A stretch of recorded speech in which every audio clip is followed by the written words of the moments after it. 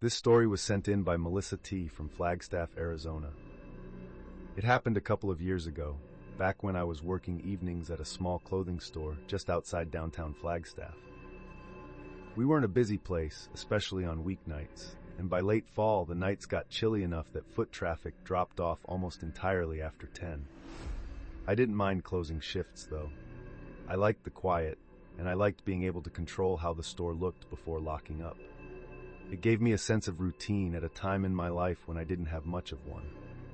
That night, I remember feeling more drained than usual. I think it was around 11:45 p.m. I had been on my feet since the afternoon, and by the time the last customer wandered out, my legs were aching in that dull, familiar way they do after a long retail day. I locked the front doors, did the usual sweep along the floor sets, folded a few sweaters that people had just tossed back onto tables, and did that quick glance around you get used to. Lights, displays, dressing rooms, all empty. The store felt calm. Too calm, maybe. You notice things more sharply when it's late and you're alone. The HVAC clunks, the hum of the fluorescent lights, even your own footsteps start to feel louder. But it was just part of closing, and I'd heard it all 100 times. I headed to the stockroom to finish the last bit of inventory before I could shut everything down and go home. The stockroom light has this faint buzz to it, like a dying bee trapped in a jar. I flicked it on, grabbed the clipboard from the shelf, and started checking boxes one by one. That's when I noticed something off. Right in the middle of the stockroom floor was a half-unpacked box, just sitting there, not on the table, not near the wall, dead center, like someone had set it down intentionally. The lid was peeled back and one of the plastic-wrapped shirts inside was halfway pulled out. I remember standing there for a good couple of seconds, just staring at it.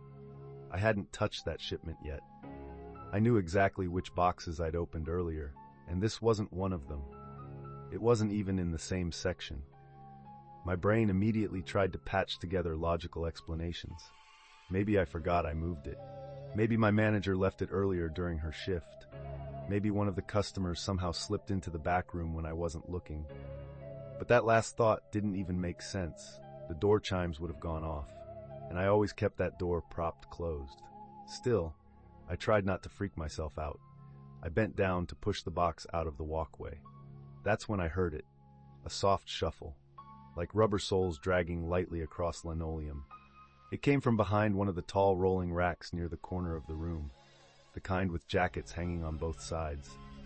I froze in this awkward crouch with my hand on the cardboard, and for a moment I held my breath, wondering if I'd imagined it. Then I heard something worse. Breathing. Slow. Steady. Not panicked, not winded. Just someone breathing in a controlled way, like they were trying not to be heard, but weren't doing a great job of it. I didn't stand up right away. I stayed crouched, staring at that rack, trying to listen past the thudding in my ears. The first thought that hit me was that a customer had hidden in the store before closing, maybe trying to shoplift. But that didn't line up either. The place had been empty for at least 20 minutes before I locked up. And if someone was hiding, why come into the stockroom? I slowly straightened up and took one tiny step backward. My shoes squeaked on the floor, and I heard the breathing pause for half a second. Then the rack shifted just a little, not enough to tip or make noise, just a slight movement, like someone leaning their weight against it. That was the moment every hair on my arms lifted. I kept backing up, keeping my eyes locked on that corner. I didn't want to turn my back. I didn't want to speak. I didn't even want to swallow because I was scared the sound would carry. My hand fumbled behind me for the stockroom door.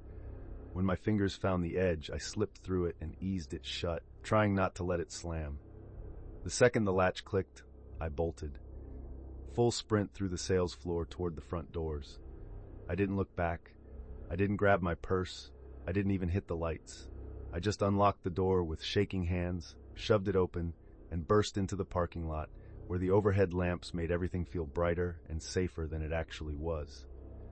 I stood there for a long minute, trying to calm down, listening for anything inside the store.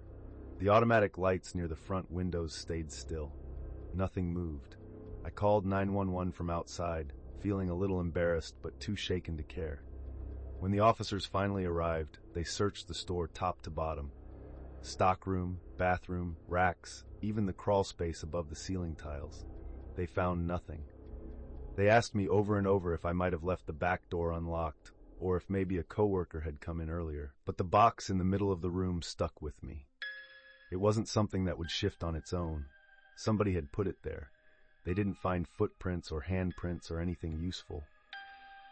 They said it was possible someone had slipped out while I was running to the front, but they couldn't be sure. I didn't sleep much that night. For weeks, every little noise in the store made my chest tighten. I kept imagining that breathing, that slow, controlled pace, just a few feet away from me, with only a rack of jackets between us.